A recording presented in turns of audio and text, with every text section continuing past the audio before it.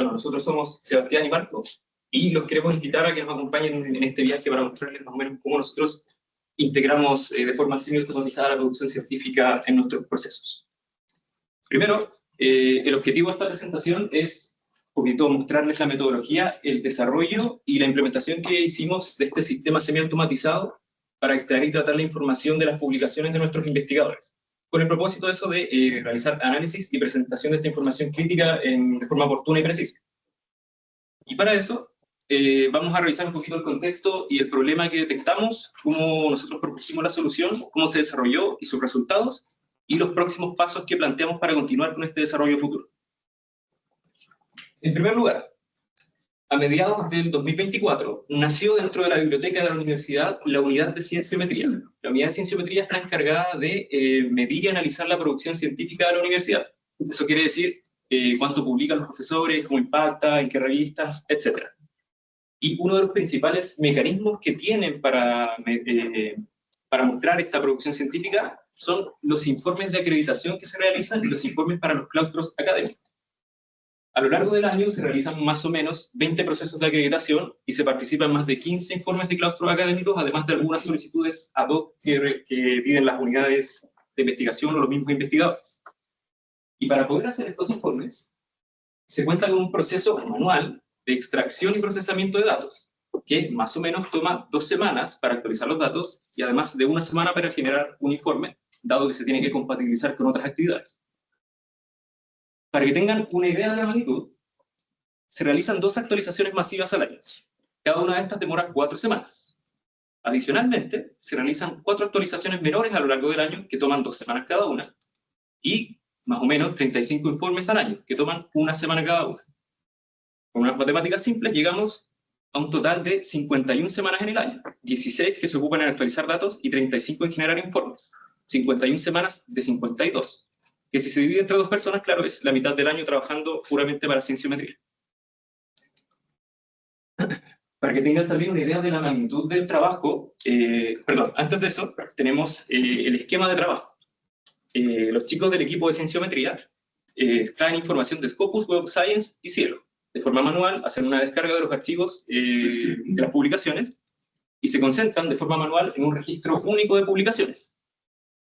Esto también manualmente se enriquece con la Journal Citation Report y con la información del Simago Journal Ranking para poder generar estos informes.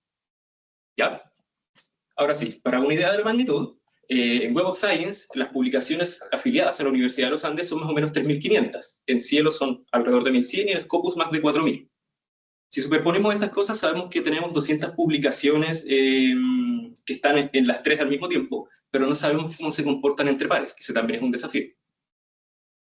Adicionalmente, la Universidad de los Andes cuenta con Pure. Pure es nuestro Current Research Information System institucional, nuestro CRIS, que es la vitrina de investigación donde los investigadores ponen sus publicaciones, sus proyectos, etc.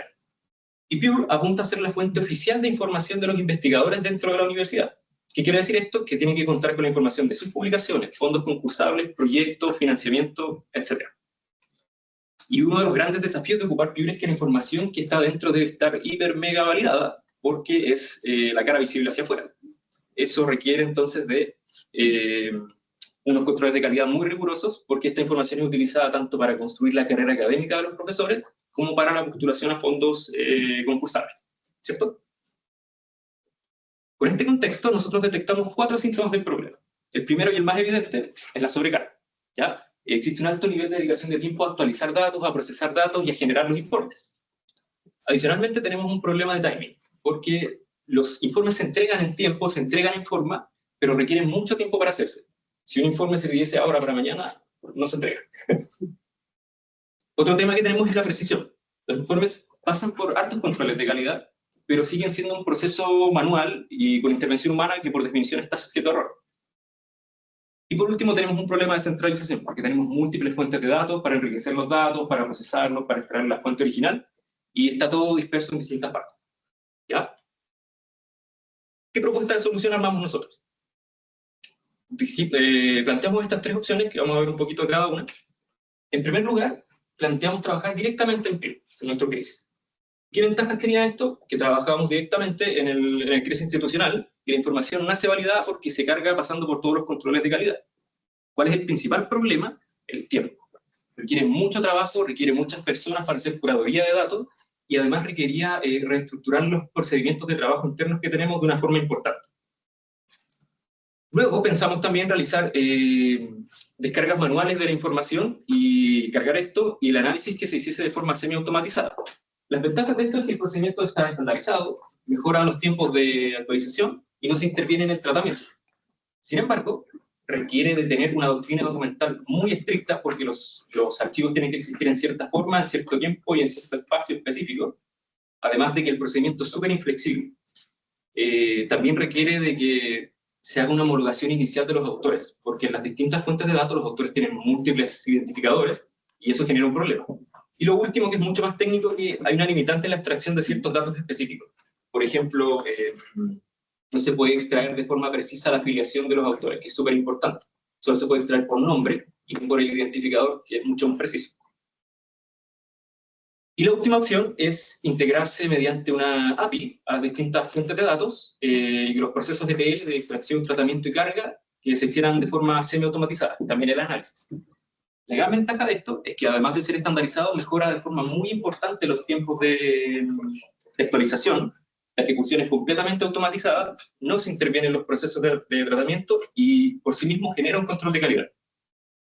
Los contras son que requiere también un esfuerzo inicial para homologar los autores y requiere un mayor conocimiento técnico para poder implementarse.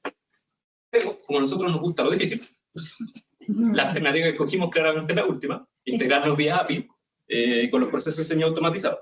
Y eso lo elegimos porque nosotros contamos con las capacidades técnicas para hacerlo. La solución se puede construir en código abierto, en este caso Python, y estimamos tiempos de implementación relativamente bajos, 2 meses más o menos, que ya lo estamos cumpliendo.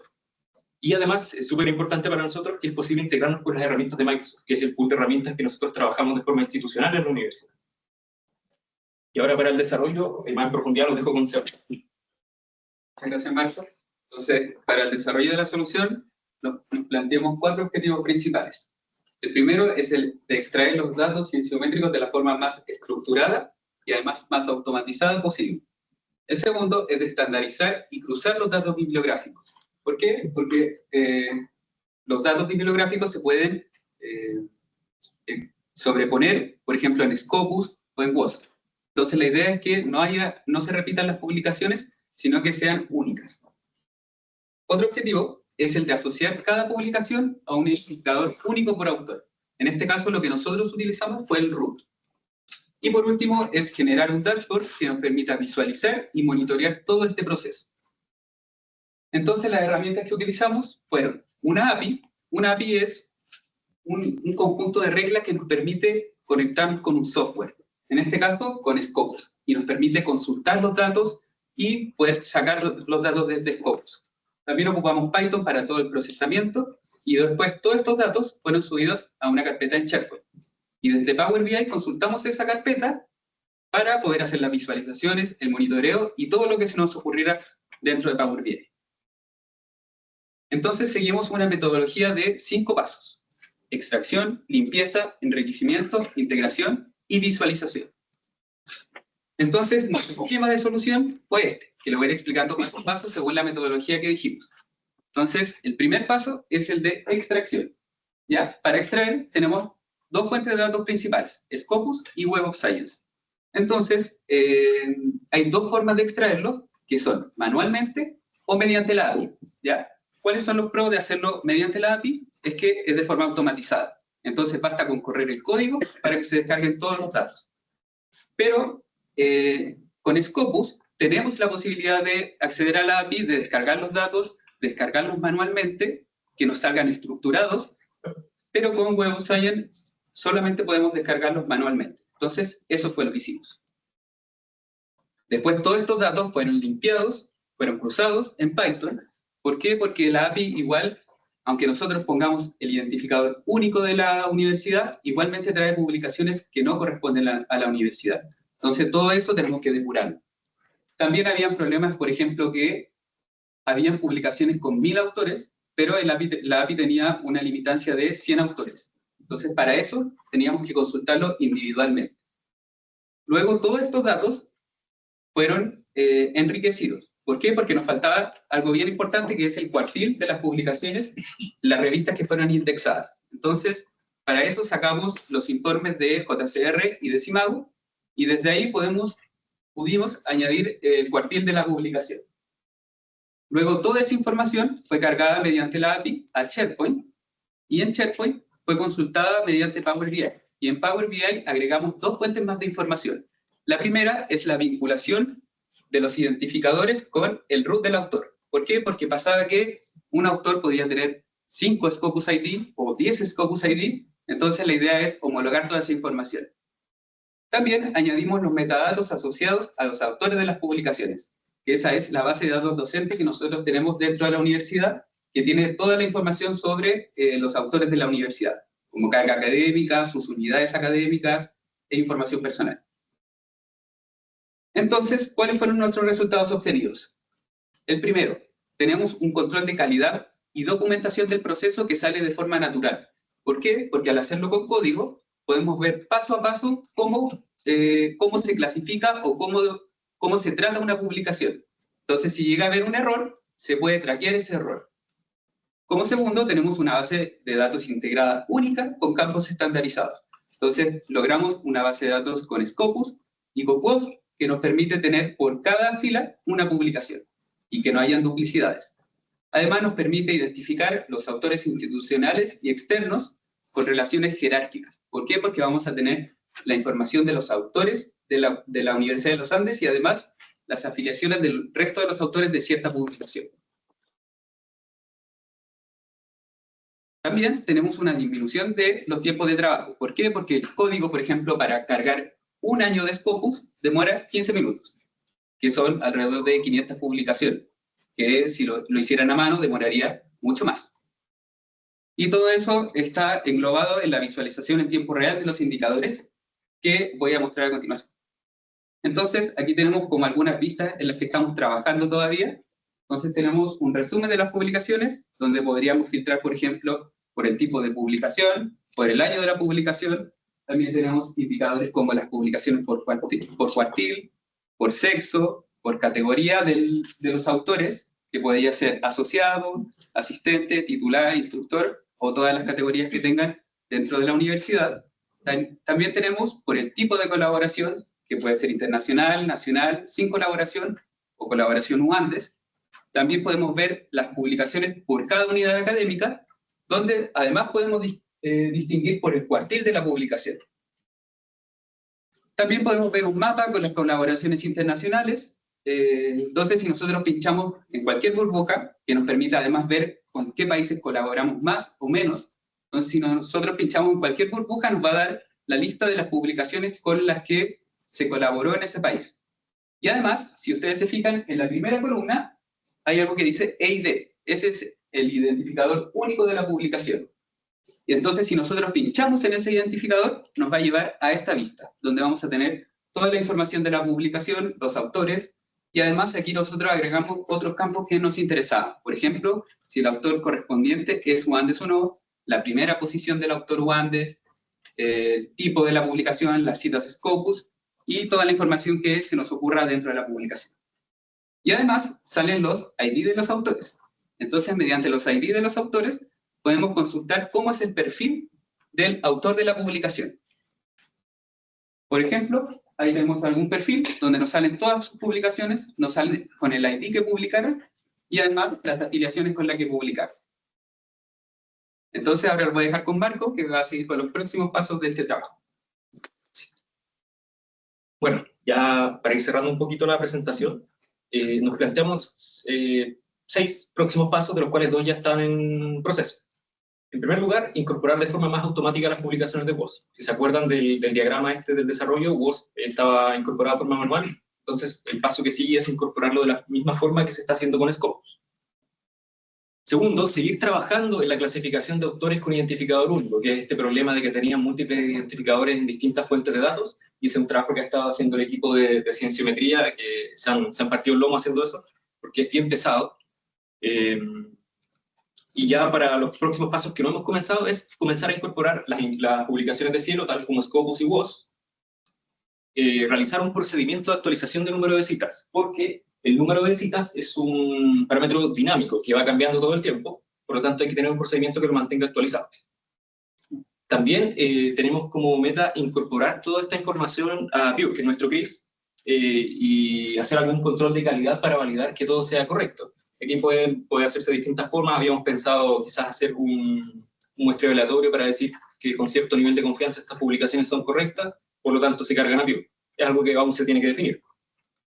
Y también tenemos la idea de la migración de esto a un data lake institucional, que en conversaciones con distintas unidades de apoyo a la investigación, con el mismo equipo de tecnología de la universidad,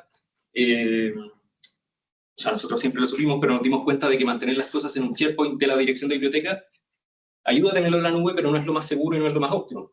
Lo mejor sería migrarlo a las bases de datos institucionales de la universidad, porque eso ayudaría a aplicar, en primer lugar, las reglas de ciberseguridad que mantenemos con la información en la nube que está en Azure, por ejemplo. Y bueno, ya para ir cerrando algunas conclusiones, y ojalá aquí Else y Claudio no me maten, porque una de las cosas que destacamos nosotros de este desarrollo es el tema de integración, porque existen herramientas como Cybax y Insight, creo que es la otra, que realizan este trabajo, pero lo hacen de forma muy cerrada con su propia base de datos. Entonces es difícil encontrar algo así que integre las distintas fuentes y que sea estructurado de tal forma que sigan pudiendo incorporarse otras cosas también. Y la otra cosa que también destacamos es la metodología, que nosotros lo adaptamos a nuestro contexto, pero la forma en que se desarrolló podría perfectamente ser replicable en otra institución, en caso de que lo necesitaran, que pasaran por el mismo proceso de nosotros, de tener que elegir un CRIS y tener que cargarlo con datos, o simplemente para tener la visualización de sus datos cienciométricos. Y con eso, muchas gracias.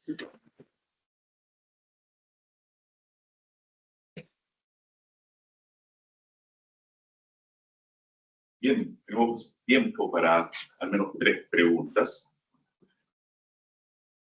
Bien, adelante. Hola, buenos días. Ana Lucía, acá de la Universidad Católica. Primero que nada, quería felicitarlos por el trabajo y por la presentación. Es un problema que creo que todos los que estamos acá sabemos lo complejo y difícil y cómo tratamos cada uno desde su vereda encontrar las formas de solucionarlo. Entonces creo súper importante poder compartirlo acá. Así que, mira, de hecho me llamó un poco la atención porque el hecho de que ustedes tengan Pure es la fantasía de las otras instituciones que lo tienen, que ustedes tienen todo esto resuelto. Entonces, primero es como ese mito. Lo otro, algunas pequeñas preguntas y a lo mejor comentarios que les puedan ser de utilidad. Primero, en la limpieza, la parte de limpieza que dijeron que hacen ustedes, que es como manual, ¿hasta dónde llega? ¿Qué es lo que limpian? Porque nosotros estamos con la interrogante de también hasta dónde limpiamos, porque a lo mejor ustedes no tienen el problema, pero por ejemplo, a nosotros nos toca que bajamos publicaciones con afiliación UC, y resulta que tenemos que ir hasta el paper, abrir el paper, y resulta que era de la Pontificia Universidad Católica Valparaíso. Entonces, ¿hasta dónde le creemos, digamos, a las bases de datos y hasta dónde no le creemos? Sí. Esa es una pregunta. Y la otra es el tema del uso del root.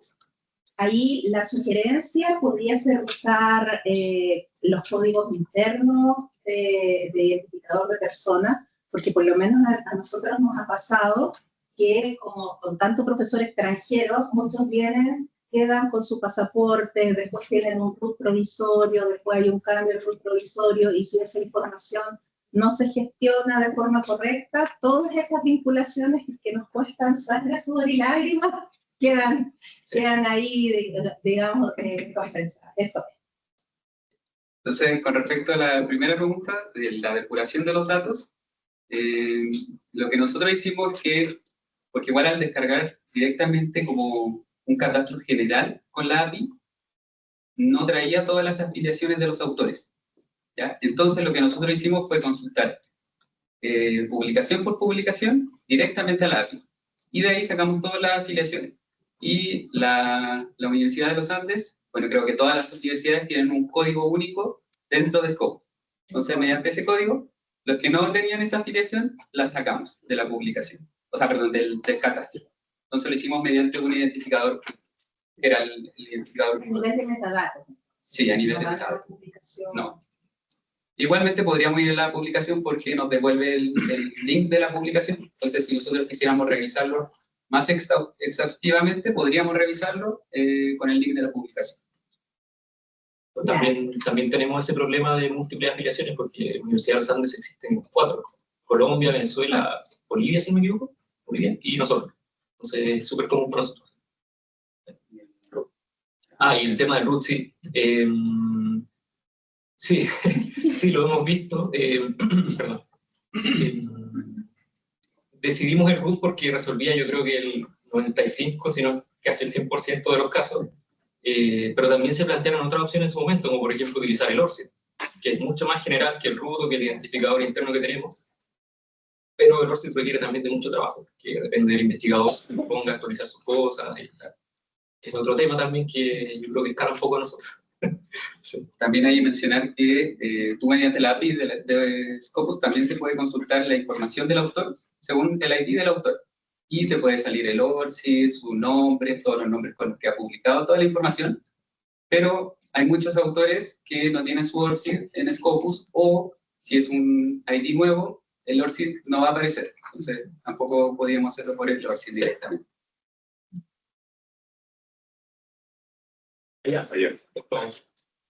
Tengo un par de preguntas.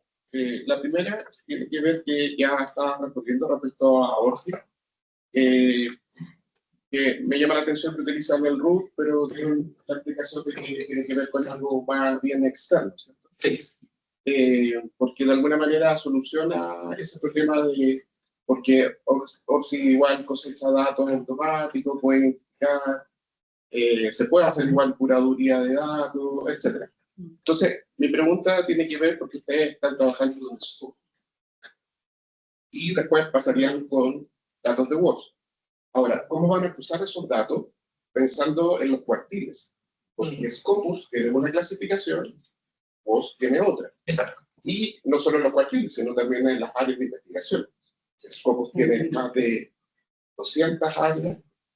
Entonces, ¿cómo van a hacer esa relación para poder tener más depurado de alguna manera los datos? Sí. Y la segunda, perdón, si han pensado con OpenAlex, ¿sí? Que quieren ahí ver como distintas fuentes, que han analizado algo. Sí. Para la primera, el esquema de integración de los datos lo tenemos más o menos resuelto porque antes de que nosotros nos metiéramos a trabajar en esto, el equipo de cienciometría ya tenía su propio registro único, que ya tenía incorporadas las fuentes de una forma más o menos estructurada. Entonces no tuvimos que hacer mucho trabajo en no sé, en ver que esta columna va aquí, esta acá, las cosas ya estaban integradas, o sea, se mantenía el cuartil de una y de la otra, se informaban los dos, el tema de las áreas también estaba incorporado. Así que no es tema en resolverlo después, porque la construcción de Scopus se hizo en función de que en un futuro se adaptará a eso. Así que eso está resuelto, o por lo menos por nosotros. Y lo segundo de OpenAlex, no lo hemos visto, pero creo que lo habíamos conversado alguna vez cuando estábamos viendo el registro de publicación. Pero sí sería muy interesante explorar también. No, disculpa, pero ahí en ese cruce de datos significa que en el despliegue de datos del investigador aparecería publicación X, cuartil de Scopus, cuartil de WOS, claro. cita... Claro, en el detalle particular aparecería toda esa información. Tenemos que tomar alguna definición institucional, cosa de que si vamos a ocupar un filtro de cuartil, saber si es el de WOS o el de Scopus, cuál nos interesa más o cuál es más relevante para, no sé, alguna académica u otra. Y es una definición que hay que tomar. Sí. ¿Otra pregunta? ¿Alguna otra duda? Consulta. Hola, yo no sé si entendí mal. Mencionaste que los investigadores en Scopus tenían múltiples identificadores. Sí. Sí. ¿Me puedes contar un poquito de eso? Ya. Pasaba que algunos autores, no sé por qué pasaba eso, a lo mejor la subía a otra persona que no lo conocía, entonces se le cargaba un ID automático a un autor, pero ya tenía un autor su ID anterior. ¿Como un error de la base de datos de Scopus? ¿O es algo que se produjo en el proceso? Se produjo en el proceso de subir la publicación a Scopus, yo creo. Sí. Y bueno, de hecho en Scopus, tú al consultar con la API el ID del autor, te sale una columna que es su historial de identificadores. Entonces ahí puedes ver todo su historial. Pero ¿qué pasa? Eso es solamente cuando ya lo unieron. Pero si no están unidos, no se puede hacer eso. Entonces no podemos hacerlo así directamente. Esa es una solicitud que tiene que hacer el autor directamente a Scopus o a través de la biblioteca que a mí me ha comentado. Es muy interesante saber que lo mencionaste como algo muy frecuente. Entonces uno sabe qué pasa en todas las bases, que al final los errores humanos de origen siempre hay una carga humana en alguna parte. Me pareció súper interesante que mencionara que lo entendí como algo más frecuente. Sí, muy frecuente. Hay autores que tienen 5, es como 6 años. Sí, nosotros también tenemos ese, o sea, la calidad de la base de datos de Scopus no es una cosa que uno pueda decir que la vida.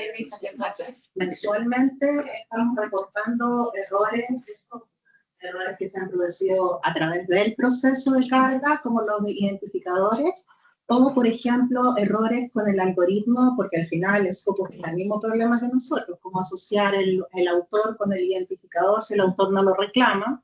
Entonces corren algoritmos con desambiguación de nombres y quedan enlazados a autores con publicaciones que no corresponden y nos llaman a nosotros, los académicos, por favor, reporten a WOS y lo reportamos a WOS o Scopus. Finalmente con NORCIS también pasa, que no la importancia de que los investigadores sumen su rol, probablemente. Hola, los felicito por la presentación muy buena. Gracias. Pensando en que el acceso abierto es la temática que nos convoca, ustedes mencionaron 2 bases que no necesariamente son de acceso abierto los papers. Y también comentaron que iban a incorporar Cielo. ¿Qué otras bases piensan incorporar y cómo lo van a hacer? Ya, para este desarrollo, para el planteamiento inicial, son únicamente esas 3. Pero si queremos responder esa pregunta, digo que necesitamos al experto en cienciología de la universidad. Gracias, yo recibo las bases. Sí, inicialmente se requiere la información de Scopus, de Web of Science, principalmente pensando en la importancia que tienen esta base de datos, tanto para los procesos de categorización académica como para la postulación a los mismos proyectos. Pero si queremos hacer una recopilación quizás más a fondo de toda la producción, ahí tenemos que incluir otras bases de datos. Podemos pensar directamente en OpenAlex, que también hace una búsqueda más sistemática, más profunda de toda la información, en ERI, Latindex. Tenemos que ir viendo qué es lo que vamos a ir agregando. Pero por el momento, estamos solo resolviendo esto. Vamos paso a paso. Una cosa a la vez. Bien, ¿alguna otra consulta? Sí, ¿puedo preguntar? Sí. Quedo dando vuelta a tu pregunta. ¿Cómo si ustedes pueden respecto a los investigadores? Porque estoy pensando en una investigación donde hay más de 10 autores. Justo el autor de institución número 20, número 100. ¿Cómo pueden hacer ese cruce de datos si ustedes tienen definidos? Si es solamente para identificar los datos que corresponden al primer autor, segundo o coautor, ¿tienen una política al respecto? En este caso, como mencioné, cuando nosotros descargábamos el catastro general desde Scopus, no venían todas las afiliaciones, digamos, autor-afiliación, sino que venían todo desordenado. Entonces lo que nosotros hicimos fue consultar individualmente por cada publicación y ahí sí te daba autor-afiliación. Entonces podíamos acceder a todos los autores que habían publicado con la Universidad de los Andes. Y respecto a eso, me puedo ver al tablero. Nosotros cuando teníamos la publicación podíamos saber la posición del autor. Ahí. Entonces podíamos saber la posición del autor, que es la última columna, y además podíamos saber si es UANDES o no. Entonces ahí teníamos toda la información. Y de hecho también podemos saber si es correspondiente el UANDES o no.